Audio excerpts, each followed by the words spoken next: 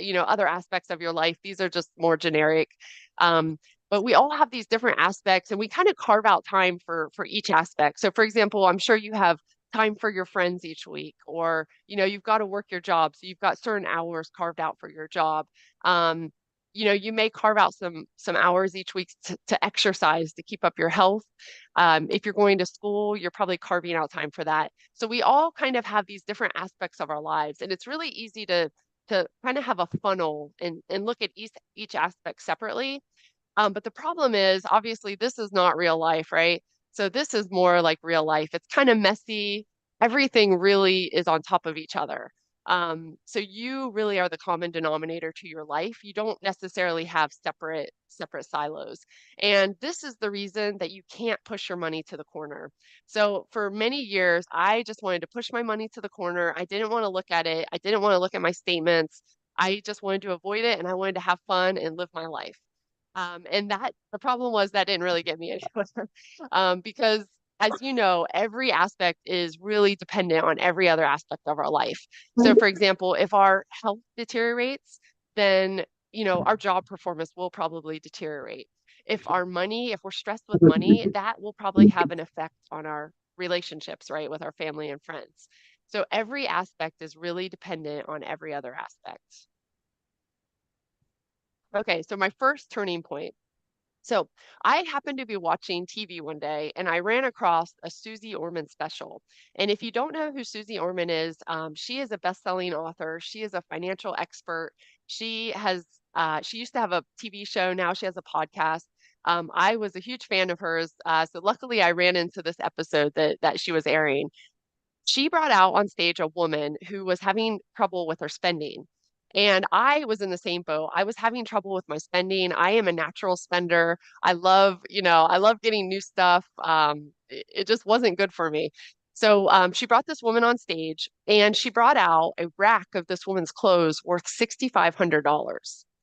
And then she brought out a pile of cash worth $6,500. And she asked the woman, would you rather have the clothes or the cash? Now, you may think this is a simple question, like how silly is this question, right? Of course, people are going to want the cash.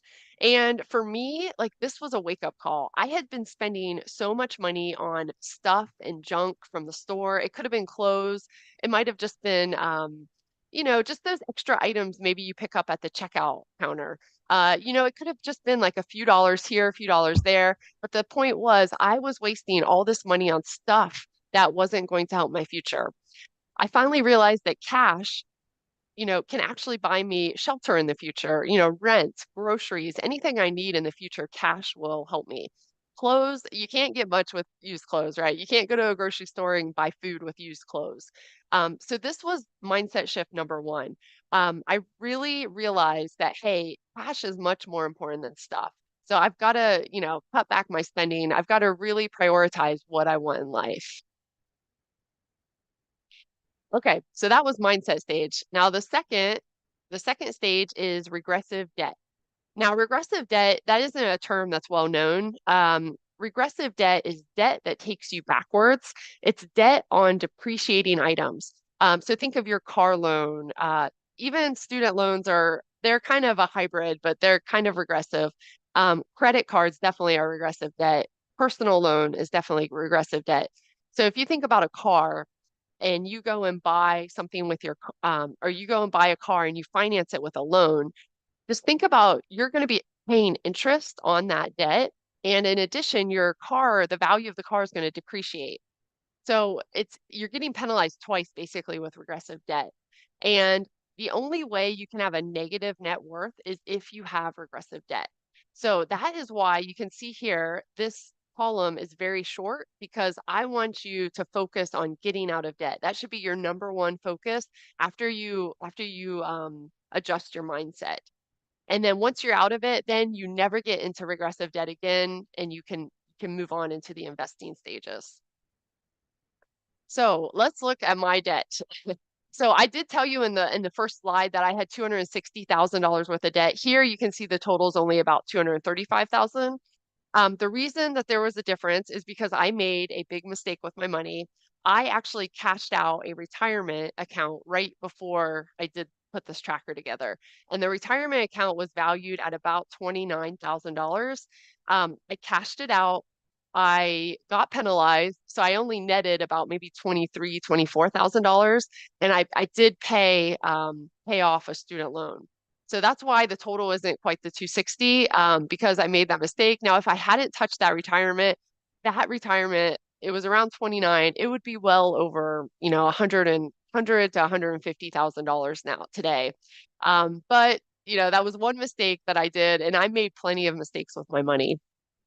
So you can see here, and just a little background information. Prior to this, I had actually calculated my net worth. So I kind of knew roughly what debt I had, and I knew roughly what my assets were. But this turning point actually happened because I decided to calculate my annual interest. So you can see here, I added the interest rates to each of the loans. And then I calculated the annual interest with just a very simple equation. I just took the interest rate times the balance, and I got the annual interest. And you can see here that I was paying almost $16,000 a year in interest. That made me physically sick. But this is why this was a turning point, because I realized I would never get wealthy. I would never retire early, which I really wanted to retire early. And I realized that would never happen if $16,000 a year was going straight to interest. So that means, I was paying $16,000 a year, and it wasn't even bringing down my balances at all. That was just money that was going out of my pocket to the lender, and it was not giving me any progress. So this was the point where I decided to make big changes. Now, just to put it in context, what my salary was at the time. So I was taking home about 48,000. So I was paying 16,000 in interest, and I was bringing home about 48,000 to 50,000. So that's literally 1/3 of my paycheck was going straight to interest. So 33% of my paycheck going straight to interest. That is a way that you will never ever get wealthy. And luckily, I realized that, and I decided, this is the end of this. I'm not going to take out any more loans. So you can see here kind of how the breakdown was. So when you included my total debt payment, so that included my principal and my interest, you can see that that was roughly half of my paycheck was going straight to debt payments. Then I was investing a little bit into retirement, and then I had a little bit to live on. So I was not living a fancy life by any means. I had a pretty I actually bought like a fixer-upper house. It was very cheap, and it needed a lot of work. So the cool thing is, though, once I kind of looked at this chart and realized how much of my money was going to interest, I also realized, hey, if I pay off all my debt, look at how much money I can actually invest. And that was my wake-up call. I was like, wow, if I could actually invest this money instead of pay off the debt, um, then, I could actually get wealthy, and maybe I could retire early someday. So this was turning point number two, and this is what really opened my eyes and really ignited this journey to getting out of debt. Okay, so just I wanted to give you four pretty basic ways to get out of your debt if you're in debt today. So number one is minimize your interest. So I did quite a few things to really bring down my interest. So that $16,000 that you saw in the earlier slide, that was so much money for me. I mean, I wasn't making that much money at the time. So it was relative to each other. I really had to work on that interest. So the first thing I did, I actually refinanced my house, which I know in today's economy, with interest rates a little higher, that might not be the best thing for you today. But I was able, at the time, I was able to bring my house, the loan or the interest rate on the loan down about 1.5%. Plus, I did something that most financial experts will tell you not to do. I had a little equity in that house because I mentioned it was a fixer-upper. So when I got it, I mean, it was horrible. It was not even livable. And I was able to just put a lot of sweat equity in it. So that means I put my own work into it to really make it nicer. And when I did that, the value of the home went up. So I was able to actually take a credit card, which is unsecured debt, and I actually put it on my mortgage, which is secured debt. And most financial experts will tell you not to do that. And actually, I would also agree with them if you are not 100% committed to getting out of debt. Because if you, for example, if you decide to take that credit card balance, put it into your mortgage loan, and then you don't close the credit card balance or the credit card, then probably in a year, you'll max the credit card out again and you'll still have a higher mortgage. So it's very important if you do something like this where you refinance and you bring another higher interest debt into a lower interest debt, that you are very serious about getting out of debt. You would probably want to cut that credit card up immediately. So that was one thing I did. Another thing I did, I actually had a car at the time, which wasn't worth a ton of money. I think it was worth around 10,000 bucks. And I was able, and I had it paid off actually. That was one thing I had paid off. So what I did was I actually went to the bank and I asked them if they could refinance my car. So basically, again, they took my car as collateral. And then we were able to pay off, or I don't think we paid it off, but we paid toward a higher credit card. So again, I went from a credit card interest of I think like 18.99% to a car loan that was closer to like 7.5%. So I did things like that to really mitigate the interest. The last thing I did was, and I'm not sure if these are available in India or not, but we have 0% credit cards. And the good thing is, I know interest rates are high today, but actually all summer long, so this last like 3 or 4 months, I've been getting these same offers. The good thing is I don't need them now. But if you have a high credit score, then it's likely that your credit card company might give you a 0% deal. And what happens is they'll send you a blank check and or they'll send you an email and have you fill out a form online. And what you can do is you can double check that the interest rate is zero, and then also double check the fee for the transfer. They generally do charge like a 3 to 4% fee. And then look at the interest rate you're paying, like on a credit card or a student loan. And if it's much higher, so my student loans at the time were at like they were between 6.8 and 8.5%. And my credit cards were even higher than that. So what I was doing, I would get these 0% offers from my credit card. I would pay off a higher student loan or credit card debt. So and then I would have that, that new credit card balance at 0%. And of course I would pay that off on time. So that was a great way to reduce my interest. Now, if you decide to use these or you research them and think that this is a good thing, make sure you know the terms of the loan. So for the credit card, they usually only last like 12 to 18 months. So that means that you have to have them, whatever balance you transferred, you need to pay it off by 12 months or 18 months, whatever the term is. So definitely look at the terms of that credit card offer before you actually would transfer the balance, because you want to make sure that you understand and you aren't going to get like extra fees because of that deal. Okay, second, go lean. So when I say go lean, this depends. Obviously, the leaner you go, the more you can pay off your debt. I saw that debt, I saw how much interest I was paying, and I decided to go very, very lean. So for example, I someone gave me a gift. They gave me a Keurig machine, which is just like a little coffee machine. And I realized I was paying $10 every week on the little Keurig cups, so the coffee cups. And I thought I don't need this coffee every week. This is $10 a week that I could save. That's $500 a year. So I actually donated that coffee machine to a local charity. So I got that lean. So for example, like I didn't really use my air conditioner in the summer. I used my heat a little bit in the winter. I just because it gets very cold where I am. But I really kept it low.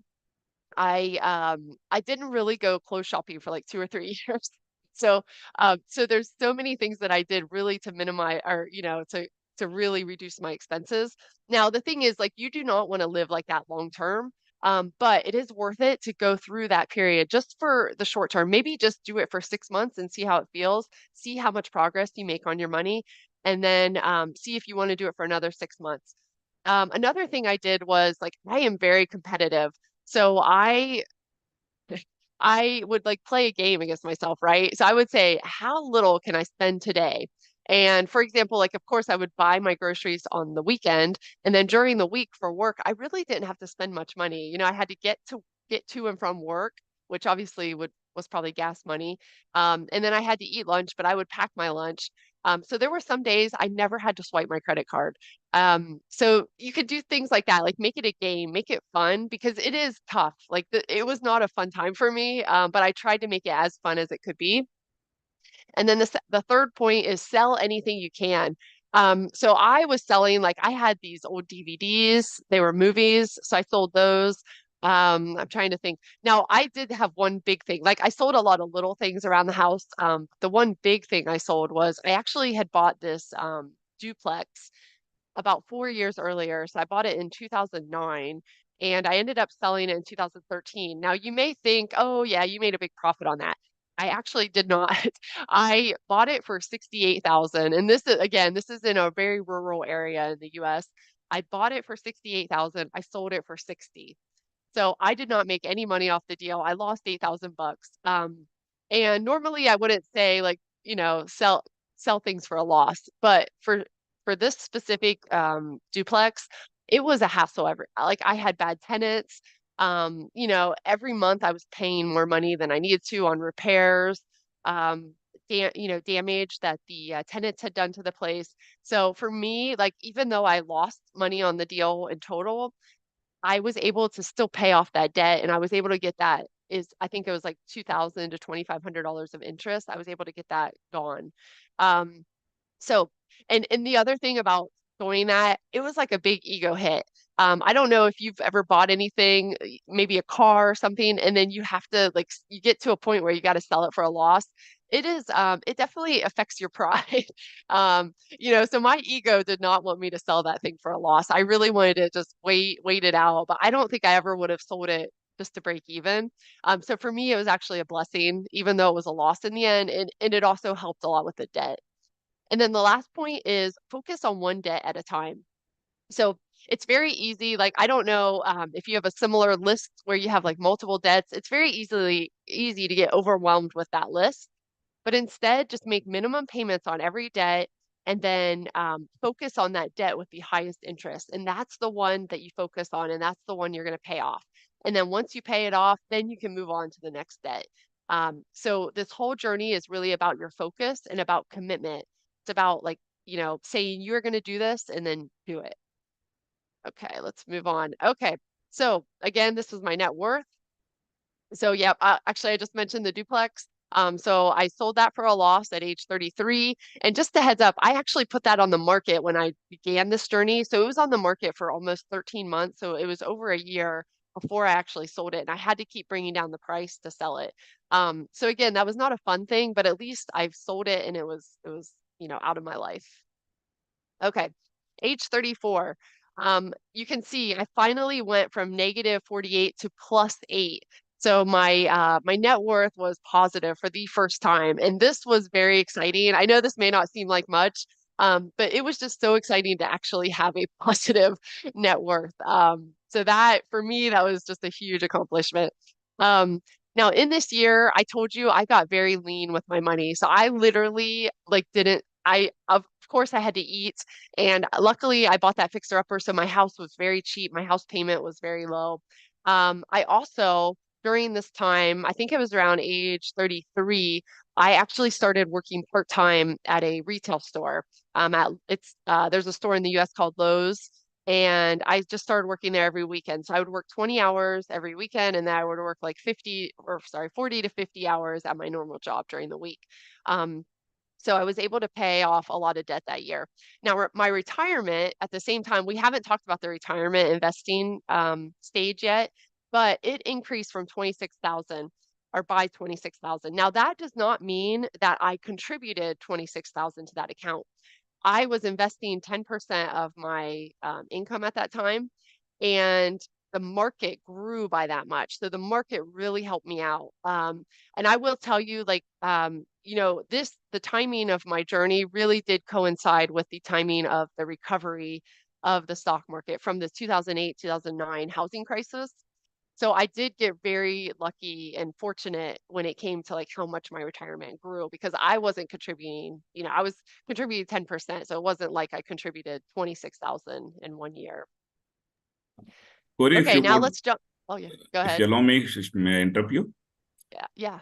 Yeah, actually, I would like to briefly understand, like, till this turning point from 33 to 34, from where you turn from negative to positive, you are basically shifting your high interest loans debts to a lower interest route, and later on, you have sold one of your asset at a little loss, and you turned positive, isn't it? Yeah. Till Yeah, this time, exactly. till this time, you were not involved into the markets till age 34. Is it? I was investing. Are you asking about my investment? Yes, yes. Yep. So the only investing I was doing was my retirement investing at that time. And I actually started that. So I had started this new job when I was 30, so right before this time. And right when I started the new job, I signed up for the retirement and I was contributing 10%. Yep. Okay, understood. Continue. Yep. Okay. And actually, it's funny. We're going to talk about more in retirement. So the third stage of this is retirement investing. So you can see here this bar is kind of faded. And the reason is because I do like when you decide to get serious with your money, I do want you to start investing in your retirement. There's many companies that will match. And mine did actually, I think it matched like up to 6%. So I went ahead and contributed 10% at the time. Even if your company doesn't match, you can open an IRA. I'm sure there's different accounts probably in India, but there's got to be some type of retirement account that gives you some special tax treatment. So I would highly recommend starting your retirement. Now, the reason that this is faded is because what I want you to do is set it up, determine how much you're going to contribute every month, and automate it as much as possible. So if you have the ability to have your company, take withdraw the funds before you even get your paycheck, that's perfect. But automate it as much as possible, set it up, and then don't think about your retirement again until you have your regressive debt paid off. Um, and what this will do, this will allow you to focus 100% on your regressive debt.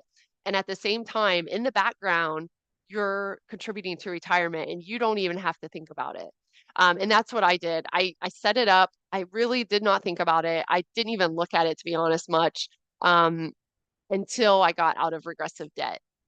So that is what I did for retirement. I'm trying to think if there's anything else. The good thing is about this, because I did that, and just a heads up, like I was in a lot of debt. So this journey here, hopefully for you, it's maybe a year or two. I think for the average person, it takes about 2 years to get out of debt once they get serious. For me, it took me 5 years, but that's because I had so much debt. I had so many student loans, and at the time, I mean, my debt compared to my salary wasn't that great, right? I didn't have that nice like low debt, high salary. It was kind of like I was in the middle for both. So so for me, this journey, number two, that was actually a 5 year period for me. So for 5 years, and actually I started a year before. So for 6 years, I was investing in retirement and I wasn't really, it was just happening behind the scenes. And the great part about this is when I paid off all my debt, I actually had over 100,000 in my retirement account. So I had a six-figure investment account basically by doing, obviously I was doing something, but I wasn't like actively managing it. I was just letting it be invested. And just as a background, I invest 100% of my money into like a large cap index fund basically. So it's a bunch of very big companies, and I just, you know, it's very consistent. I've got my investment muscle built, so I just let that happen. I don't touch it. So for me, that was great. Like I had all my debt paid off, and then I wasn't starting at zero. I actually already had, a little over 100,000 in that account. Okay. And since you guys are an investment group, I'm sure you already understand how awesome compounding is. But I'll just give you a quick summary. This might be a review for all of you. Um, so this example here, this is two lines, as you can see. And what we're doing is the assumption behind the lines is you are investing $500 every month. So that's $6,000 a year. And here you can see if you were just to put that money under your mattress or, in a safe in your house or something, um, at the end of 40 years, you'd have $240,000. So of course, that's awesome. That's great to have in 40 years. But what if you put that same $500 into an investment account? And this could just be any index fund. Here, I'm just assuming an 8% average return. So I'm not even assuming a very aggressive return here. And you can see, of course, like after a couple years, after even 10 years, you can see compounding doesn't work that well yet. Like it's definitely starting to tear away a little bit, but it's got a lot further to go. But then as you see, like at year 20, you can see the slope of the line really starts to get a little more vertical. And that's when compounding really starts to take off. So then at the end of 40 years, you can see how vertical that line is. At the end of 40 years, you'll have over 1.6 million. I think it's pretty close. Actually, I think it's around 1.7 million. And that's, that's almost 8 times as much as you would have had if you had just taken that money and put it under a mattress. So I probably don't have to share how awesome compounding is to you guys, but for me, like this was a wake up call. Someone had actually tried to describe compounding to me when I was in my 20s, and I was so skeptical. I thought, how is, at the time I wasn't making much money. How is $50 a month really going to change anything? Like, how is that going to amount to anything? But the thing is, it will. So it doesn't matter how little you invest, as long as you're consistent with it and you invest for the long term, that's really what matters. And and sorry, one other thing. That's also why starting your retirement early is helpful. The sooner you start, the more you can get into this, um, more vertical slope where your money really starts to take off. Okay, let's talk about progressive debt. So this is the fourth stage. Now, generally, like these steps are supposed, or these stages are supposed to happen in order. But I didn't do these in order because I wanted a house so bad. So I actually bought my house. It was part of that $260,000 of debt. So I didn't necessarily follow these steps. And if you're coming into this and maybe you already have some real estate, plus you have student loans or car loan, it's okay. Like these are just kind of guiding posts. You don't have to necessarily follow them 100%. So you can see here, once you've got your regressive debt paid off, that's the time to start, looking for your first house, or maybe looking for a rental property, really whatever you want to do. So progressive debt, this this is debt that actually can take you forward. Progressive debt is debt on appreciating assets. So for the most part, it's real estate, right? Real estate generally grows over the long term. This could also be debt on a small business. If you have some type of proof of concept, you got to make sure that business is going to appreciate in the future, though. So I'll kind of show you then where I was in this journey. So you can see at age 36, so this was about 5 years in the journey, I finally paid off all my debt. Again, this was a big, big win for me. At the same time, I did sell that fixer-upper property that I was living in, and I did actually make a little profit on that. So that was definitely helpful for this whole get out of debt journey. I actually decided to rent for a little bit, and most people would say, "Oh, you already own a house. Why didn't you just stay in there?" Well, at the time, I was just ready. I felt like that fixer upper, it meant a lot to me. Like it was emotional because I put a lot of work into that house. But at the same time, I was ready to let it go and I was ready just to rent and not worry about real estate for a little bit. Mm. So so that was the exciting thing at age 36. And let me tell you, you may like some people just expect to have a car payment the rest of their lives.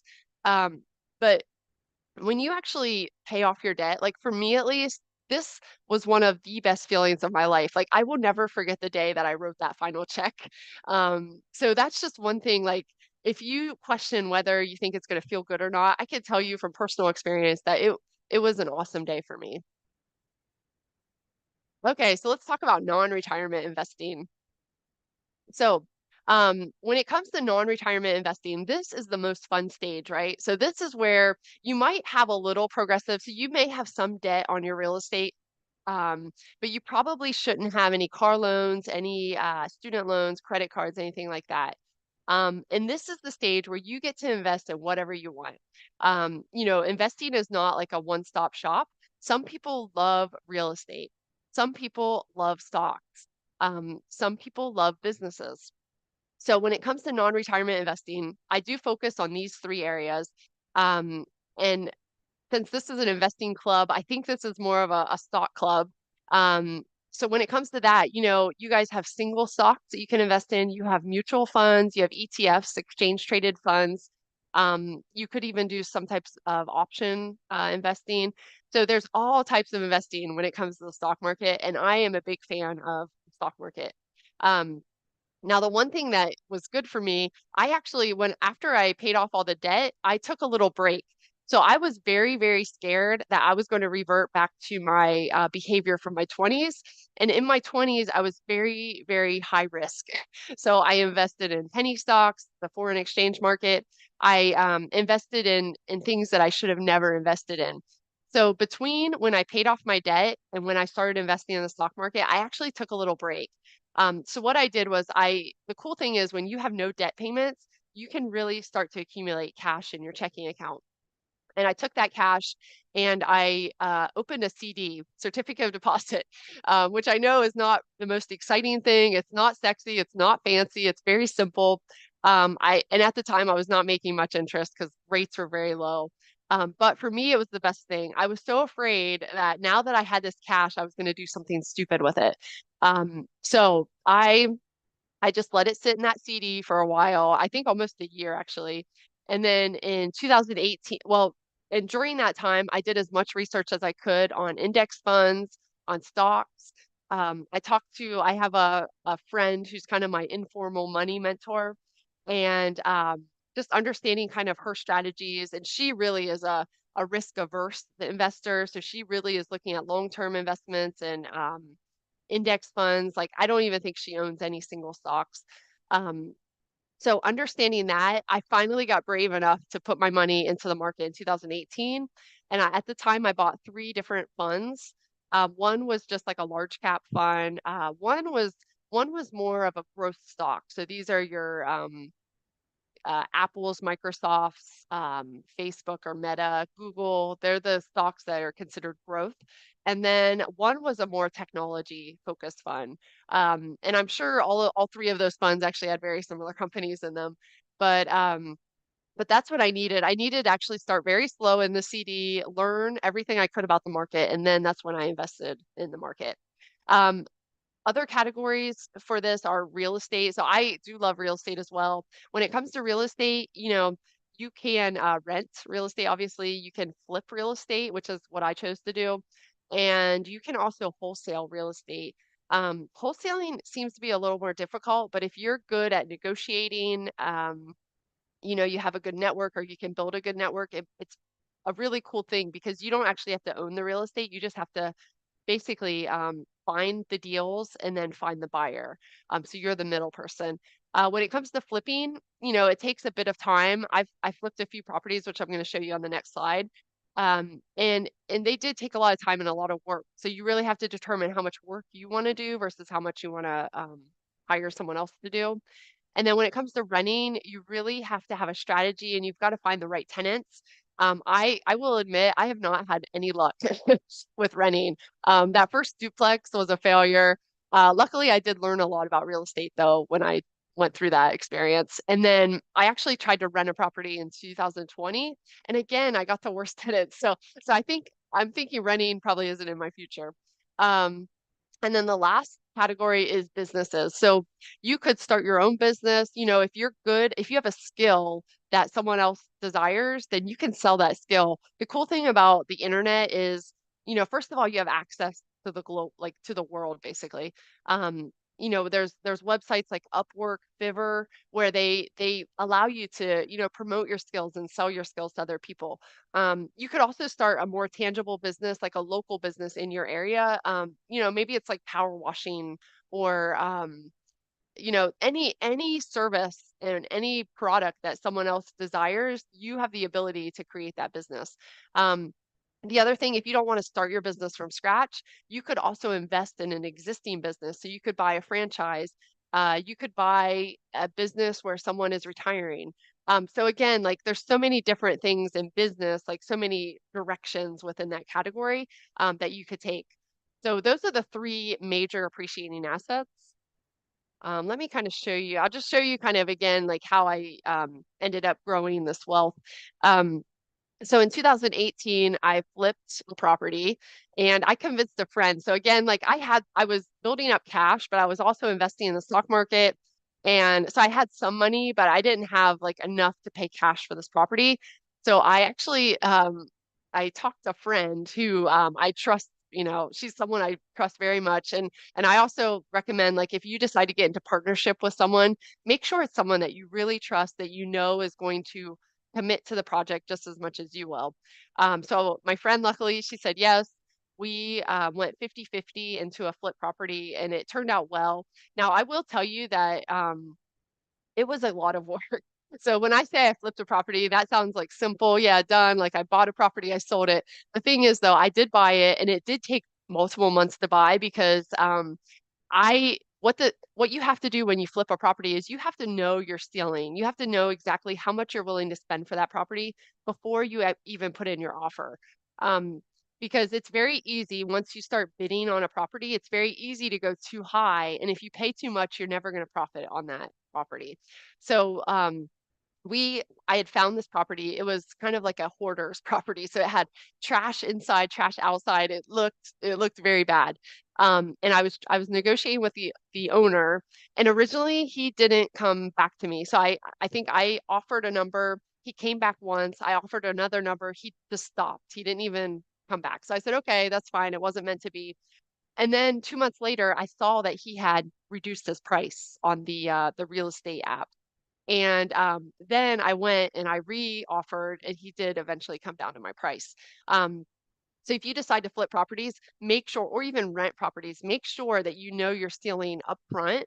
Because if you pay too much at the beginning, it's not going to be good in the end. Um, and be patient. You don't have to have any specific house. Be patient. There's plenty of houses on the market. Um, so that took like my business partner and I, it took us about 8 months of every weekend working at this property. So it was not easy. It took a lot of time, a lot of hard work. We did hire a few of the jobs out, but for the most part, we did a lot of the work ourselves. And then we made a decent profit in the end. And then you can see here, I continue to invest in index funds. And when I say index funds, I dollar costed or dollar cost averaged into those funds. So basically, I set an amount. So of my paycheck, to be honest, I can't even remember what the amount was. But I said, I'm going to invest this much money every paycheck. And then every paycheck, I literally would just buy those funds, whatever I was investing in at the time. Okay, in 2019, I flipped another property. So again, I convinced that person to go in with me again, and we did okay. This was to be honest, we were a little disappointed by this one because we had to get a new furnace and a new water heater, which were not in the original budget. So that was a good like $5,000 to $6,000 that really hurt our profit. So just know that when you flip property, it's going to take time. Things are going to happen that you don't budget for. Of course, like, before we even offer or put a bid in on the property, we had our little sheet. We had a budget of what we thought we were going to spend, and things happen. So they're not always perfect. We still made money on it, but it wasn't very much money. And then in 2020, so with COVID, this is one, and you guys probably already know this, but this is one good trick. When everyone is scared and when everyone is fearful, that is the time to grab up deals. So we bought another flip property in 2020, and this property that we bought wasn't intended to be a flip property. We were just going to buy it and rent it out to people. Um, but what happened was it was February of 2020, and that's when COVID got really bad in the US. And everyone was so scared. So everyone was putting property on the market. So we got a good deal on it. And then we ended up selling it a year later and made a decent profit. And that one, we did a very, very little bit of work, but really not that much. Like we got a new stove. Um, we might have painted the property, but it really like the amount of work was not that big. Um, so when everyone around you is scared, like when the stock market is red, that is probably the perfect time to buy. Um, so just remember that, like that was why we got a good deal on that final flip property. At the same time, I was continuing to invest in index funds, and then I actually took a little more risk and I purchased some single stocks, which did very well. I don't know if you guys were investing in 2020, but the market was like it was. a roller coaster, literally. And if you could get in at the bottom of the roller coaster, you could make pretty good money fast. But that was very risky. So I don't necessarily recommend that. The index funds, of course, were long term. So that was, that was fine. But the single stocks were, I admit they were a little risky. Now, one last thing before I end this, I wanted to give you a just a quick summary of this little goal system that I created. It's called Beanstalk Goals. And a lot of us, like, I remember in my 20s, I didn't have goals. To be honest, like, I was not making much money after I graduated from college. I had a lot of student loans. I mean, I was making like minimum wage when I was 22 years old, and I didn't have goals. I didn't really have hope of, ever really like making any real money. But I wish I had this, even when you don't think there's like a lot of hope, I want you to create big goals. Like, even if you think there's no chance they're ever going to happen, who cares? Just write them down anyway. So what you do, I'll go ahead and show you an example of a filled out one.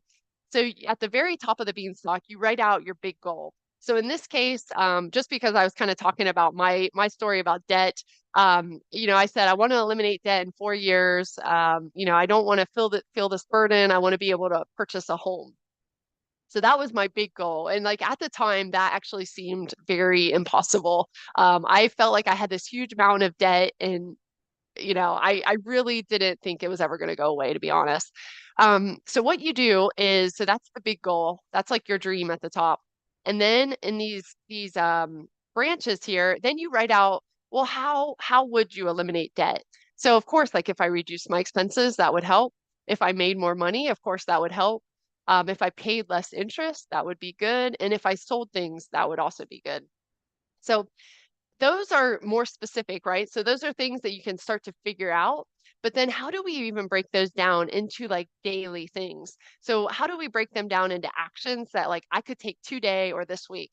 So for example, for reduce expenses, well, I could go through my bank statement and I could cut all my subscriptions. Like, do I really need all the movie subscriptions that I have? Or do I really use the gym as much as I need to?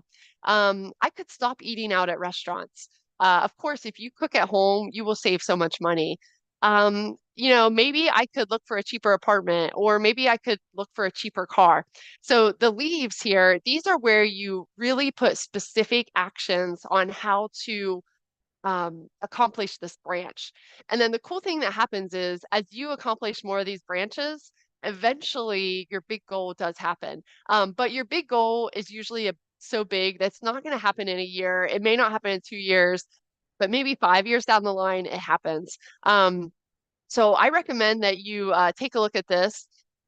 If you do want, you can actually download this sheet here for free. It's beanstalkgoals.com, and it's totally free. It's a PDF that you can download and you can fill it out.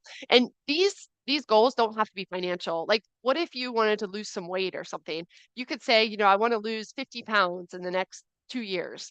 Then again, you break that goal into smaller pieces so that you can actually take action on those every day. Okay.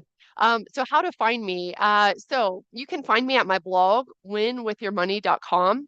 And if you guys have any questions, there is a contact me uh, webpage, and you can just write out your question to me and I'll respond to you in email. I love answering questions. I like being engaged. I like to see, other people's perspective. So just let me know. And then also on Twitter, Instagram, YouTube, I'm at I am Cori Arnold. Feel free to reach out to me there. I tend to post the most on Twitter, and then YouTube, I'm gonna start back up. I was pretty consistent, and I've taken a break, to be honest, this past summer. And then what I'm most excited about right now is my new book, Win with Your Money. So a lot of the slides that I showed you today are actually from the book. The book really goes through in more detail and more, it gives you a lot more descriptions and kind of it gives you more action by action steps um, about how to pay off debt, how to invest. And it's available on Amazon and Kindle.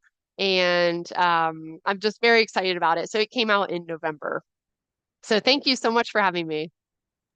Uh, Thank you, Corey. And We would like to know, like, what is your investment strategy, if you would like to share with us? Sure. And when you say investment, do you say stocks or do you just mean in total? In total. In total? Okay. Yep. So, like I said, I love real estate and I love the stock market. I don't own any businesses really other than like my personal, just this personal business. Um, but real estate, it's funny. So I was actually talking to someone else last week. I am like, I'm ready, I think, to to flip another property. So we'll see. I have not found that property yet. I've been looking online, but I've got that urge, to go for my next flip. So that may happen in the next year or so. Again, I'm not in a rush to do it, but that's probably going to happen over the next year. Then when it comes to the stock market, to be honest, I'm a pretty boring stock market investor. I have a lot of index funds. Like I said, I dollar cost average into those funds every paycheck. I am kind of interested in some single stocks. There are some companies that I really like, but it's interesting. Like I've talked to a lot of people about the economy. A lot of people, at least in the US, right now we have like a record credit card debt, record car loans. It's crazy, the debt. And I don't know how much longer like people are going to be able to make these payments. So I do have a feeling that we're probably going to slump into some type of recession over the next year, which does make me a little concerned about the stock market. Um, but when it comes to index funds and dollar cost averaging, I'm not changing up those strategies. I am holding a little more cash in my checking just to kind of see what happens. That is one thing I've learned, and you guys might already know this. If you can save up cash and wait until that opportunity comes, you are going to be in the best position. Like for example, I had an opportunity about a month ago, and I did not have cash in one of the investment, like my discount brokerage account, so I didn't get to take advantage of that opportunity. And that's one thing that like now I'm going to have more cash in that account versus just in my checking, because it takes a couple of days to transfer. So it's interesting. You really have to have the cash where you think the opportunity is going to present itself. Otherwise, you could miss it. Like that opportunity, I really had one day to get it, and I didn't. I couldn't get the money there fast enough. Um, so so yeah, I think for the most part, like I've still obviously I'm investing in my retirement every 2 weeks. I've got a discount brokerage account that I invest every 2 weeks, but I am definitely piling up cash right now just to kind of see what happens with the economy. I feel like we just can't keep going at this pace. It's interesting. I don't know how the economy is in India right now, but everything tells us that we are heading that way. But at the same time, like the problem is, or this isn't a problem, but the interesting thing is that employment is high too. Like employment is still very in demand. So it's very interesting. We're at this weird, like some signals are telling us we're going to go down, but then other signals like employment is telling us nothing's wrong. So it's a very interesting. I don't know if you guys have the same, like what your experience is or how you kind of see the economy moving. But it's interesting to me. Obviously, of course, all of us wish we could wish we could predict the future.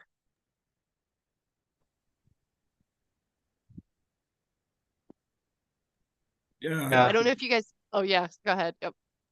thanks for that explanation, Cori. And I request members, in case you have any queries or questions to Cori, may please start your questions. So I would go first. Corey, this is Prashant. Uh, for flipping real estate, right? So that's something new to me that I noticed today. For flipping, do you need to buy another? I mean, buy another debt or another loan to buy the property, or you need to go all cash in and then renovate the house and then sell it for higher price? How Yeah, does that's a it great work? question. Yeah. Great question. So you actually do have the option. You can take out a loan for it, just like you'd be buying your own house. The thing is, though, when you're flipping a property, the lenders know that it's higher risk. Obviously, when you buy a property to live in, you have more to lose, right? So you're going to probably fight more for that house. When you're flipping a property and you borrow money for it, the lender knows that you really, if things got bad, you could just walk away and it wouldn't affect you as much as if all your stuff was in it and that was your home, right? So the good thing is you can definitely borrow the funds to flip. The bad thing is they're gonna generally charge you a higher interest rate and maybe even higher fees. So before you do that, like before you take that loan out, really make sure that you have like I have this little Excel template. It's very simple. It just has purchase price. It has future selling price, which is called the ARV, so after repair value. And that is it's an estimated number based on the comparables in the neighborhood. So if you have basically your future sales price, your purchase price, which is kind of a question mark, and then you have your renovation budget, you also want to include a line for your loan fees because you're going to be paying interest on that loan. So your Right. fees and your interest, yeah, are going to be a bit higher. But it's definitely possible. It's just making sure you find the right property at the right price. True. And it all depends upon your selling skills. The good thing is, well, that's true. The good thing is, what I would recommend is find a really good real estate agent. Right. Yeah, and then they can do all the negotiating for you, which is great. Oh, True, true. That's a new learning for us. Thank you for that. yeah, excellent. Hey, Cori, Girish here. So, Morning. Many thanks for accepting our invite and sharing your all the thoughts in your journey. And at this stage, I can say I reckon myself in late 20s to early 30s, where guys getting cash in hand into good companies, whatever they can, but being frugal in the right time of the stage and having a check on your personal finances, it helps. And I can connect myself with whatever you have shared. Many thanks for that. And starting early with diversified fund also, it helps. I think in our team we have a varied age group. I'm sure people will connect themselves to whatever you have shared. Many thanks for it. I don't have any questions, but I would like to say many thanks for sharing your whatever you can. yeah, You thank you feel. very much. Yes, when you say the word Yes. frugal, Yeah. that's a Yeah. great thing. So you must be a natural It saver. is. So that's Yeah. awesome. Exactly. Yeah. Because at 20s, early 20s or mid 20s to early Mhm, 30s is where you have to keep a check on your personal finances, because that will give you exactly. a Yep. path for whatever your aim in achieving your goals and in Mhm. diversified incomes, etc. Yeah, Yes. exactly. Yep. And of course, Robert Kiyosaki is the one. He did a lot of things in flipping, at the timing and True. using the access in a very right way. So if you, yes, I can connect. Many thanks for your time. Great. Thank you. Thank you. Thanks. Cheers. Bye. Yeah, we Yes, hi Cori. This is Praveen here. Sorry if I pronounce little awkward way, but You're a good. wonderful session you have given. I really appreciate the information what you have shared. Just one question I would like to ask. What is your view on the home loan point of view? So, when the person should take the home loan, and what should be the important criteria which he should consider, considering all his financial expenses, so that he should not get burden up with the debt? Yeah, thank you. Yeah, that is a great question. Yep. Generally, I go with the philosophy that your mortgage, your property taxes, and your insurance shouldn't be more than around 25 to 30% of your take-home pay. Or sorry, your gross salary. Um, if you keep it between 25 to 30%, you should be fine. The other thing is, yeah, so when you're looking for let's say it's your first home, or even second home, it doesn't matter. Make sure that your credit score is as high as it can be. Make sure that you've made your payments on time. Any other, if you've taken out loans, if you have a credit card, to be honest, like I have one credit card today. I pay it off every month, so I'm not incurring any type of fees or any interest, and it keeps my credit score pretty high. So you don't really, I assume the credit score is similar in India. You don't have to have a lot of debt. Like you don't have to have any debt really to have a credit score. You just need to have at least one one type of credit card or something, but make sure you pay it off every month. If your credit score is high, if you've been in a job for at least 2 years, generally lenders think you're less risky. And then the other part is your down payment, like you said. Um, the higher your down payment, the better. So if you can save up, which I know is hard because it's patient, you got to be patient. And a home purchase is a very exciting thing, and it's something that can be emotional.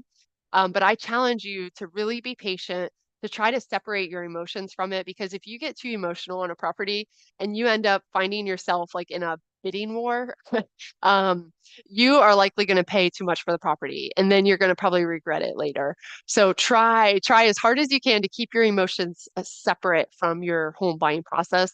Um, that's one thing that was a mistake I made when I bought that duplex. So keep your emotions separate. Now, this is kind of funny. I will admit something. I actually bought a new place, a second place in May, so just a few months ago, and I had the choice. Okay, so I could have taken out a loan, or I could have taken a lot of money from my discount brokerage account. And I actually applied for the loan because I didn't really want to sell all my stock. So I applied for the loan, and I am friends with my lender, but she told me that she couldn't get me lower than, and I have perfect credit, I had a good down payment. She could not, because of the rates today, I couldn't get lower than like a 6.875 rate.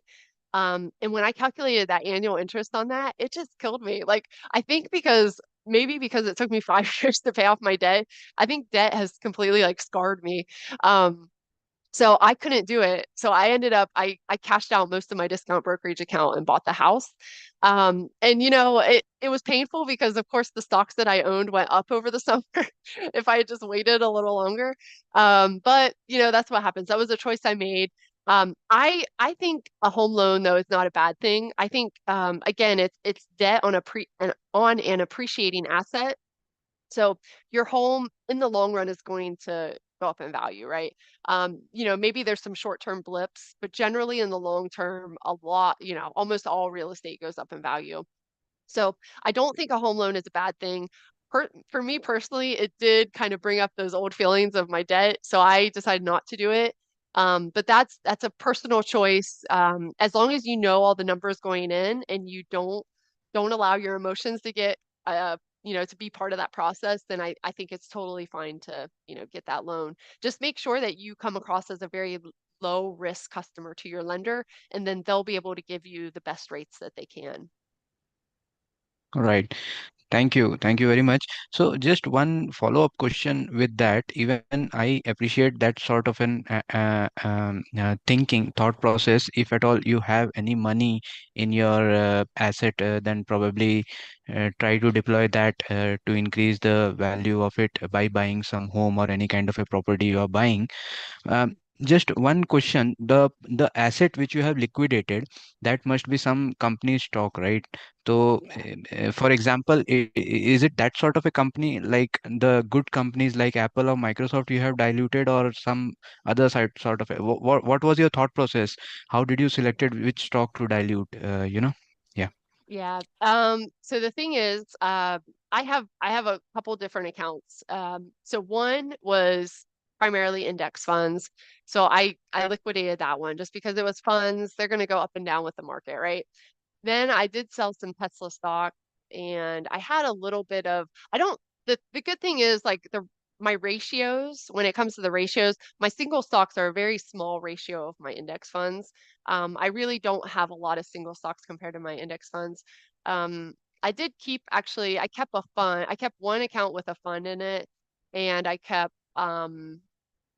there's another account where I kept just a few $1,000s of some single stocks, but that's a good question. Yeah. To be honest, like I think I had less than 10, maybe 10 funds or stocks, so it wasn't that hard to really choose. But that's a good question. Yeah, because usually many times everyone faces this kind of a scenario, Hmm. and Yeah, whenever we need money for some sort of a leisure purpose, probably like buying hmm. property or doing anything, then we ought to see the stock which is performing the best. True, true. Well, that's a good point actually. So I did that in a prior year. I sold some gains, and I got hit very hard with taxes. So actually, that's a very good point. So this Yes. year, when I did it, I actually sold some that were at a loss, just so that I didn't have a big tax penalty this year. So yeah, that's true. You got to think about taxes. You have to think about growth. It would have been nice to take the biggest gains, but at the same time, I didn't want to have that tax issue that I had in prior years. Thank you. Thank you Thanks. for your Thank you. answer.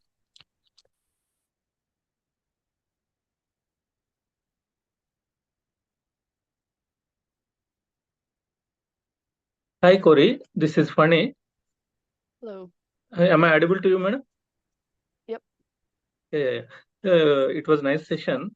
Just wanted to know your psychology on the transition phase, madam. Before you are into deep debt and to break even period. So how you worked on your psychology? So can you throw some light on psychology aspect? So how you came out of the situation? Yeah, that's a great question. Really, when it came to my mindset and psychology of the debt, I will tell you, I think I said this earlier, I was a natural spender. So I always just wanted stuff. And I don't like now I look back and I'm like, why? Why did I need that stuff? So for some reason, the stuff seemed more fun and more important than the money and the building wealth. And I didn't quite have that connection. Um, like I mentioned, that mindset really changed when I saw the Susie Orman special. For some reason, that clicked something in my head where I thought, oh my gosh, like, yeah, why am I wasting all this money on clothes and stuff that doesn't matter when I could be building up my investments, right? I could be building up my cash.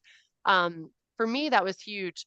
I like I mentioned, I grew up like lower middle class. So I didn't grow up with a lot of money. I grew up around people who I love my family, by the way. I grew up with a lot of love, which is great. They just didn't have a lot of money. So, so seeing how we lived, like I always kind of felt broke and poor, and I did not like that. So that I think part of me was like almost compensating for my childhood, and that's why I was overspending. So when I finally realized kind of what I was doing, that's really what changed things. And when you say psychology, another thing that really helped me out was on one of the slides, I showed you my Yeah. debt. Yeah. Yes. And a lot of people, when they think about taking on debt, they only look at that monthly payment column. So I actually, one of my best friends, who I love a lot, but she loves new cars.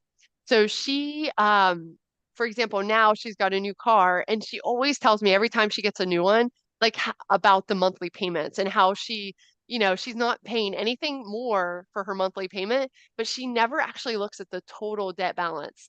And that was one thing that changed. Like when you look at your total debt balance versus just your monthly payment, you're actually thinking more long term. When you're only looking at that monthly payment, it's very short term thinking. And when you start to in everything you do, you start to actually think about your future self. That is where you start winning. So for example, like I could skip my run today, right? I try to run every other day for exercise.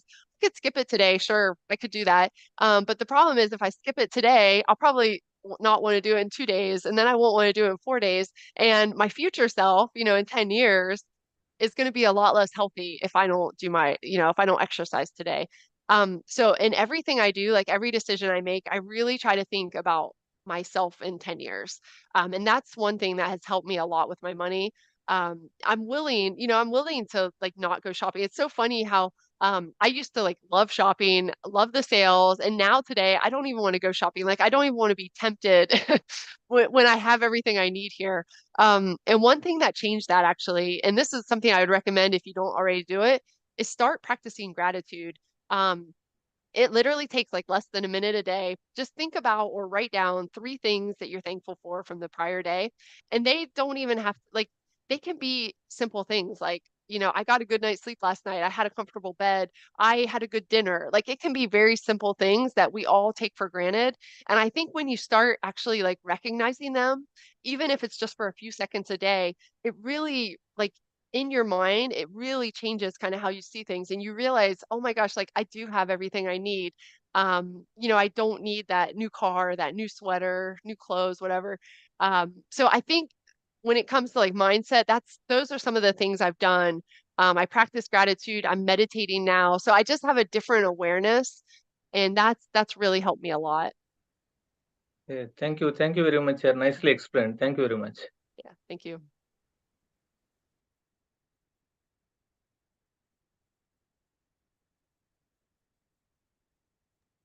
Cori, we have a request from members if you could share the presentation PPT file with us. Sure. If Can it's I okay just with send you. it to you? Yeah, I can definitely do that. Yeah, please. Yeah. Members, if there is no questions, request all to switch on your cams, please, for a photo session with Here, Cori ma'am. should I stop sharing? Yeah, please. I'll stop sharing.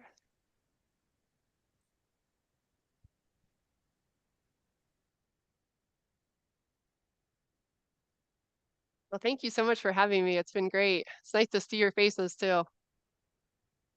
Yeah, it's kind of a ritual of our club to have a group picture at the end of the session. And on this same platform, last speaker was Sir Tom Basso. So you might have heard his name. He's kind of a guru in the trend following mechanism of stock trading. Awesome. So Tom Basso was the last speaker. Okay, excellent. Yeah.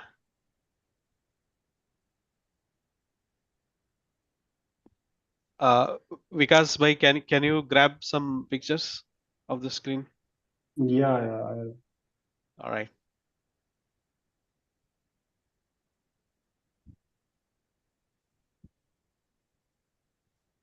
बाकी लोग भी कर सकते हैं. Yes, I think those we see on the first screen, I've only turned on the camera, but that's fine. Yeah, thank you. Thanks, guys. Thank you. Thank you, ma'am. So, on behalf of CTC Club, I thank Cori Arnold for taking time and sharing her wisdom with our club members, answering members' questions patiently and clarifying doubts. Thank you. Thank you for Yeah, your thank valuable you. time. Have a great night. Great. Thank you, Cori. Thank you. Thank you, Cori. Appreciate Thanks, it. everyone. Thank you for joining. Thank you. Thank Yeah, you. thank you, Srinivas. Thank you, Prashant. Cheers. Thank you, Thank you, Girish sir. everyone. Thank you, Srinivas ji. Thank you, Prashant ji. Thank you, Action bhai. Thank you, Akshan, for all your great input. Thank you. Recording band.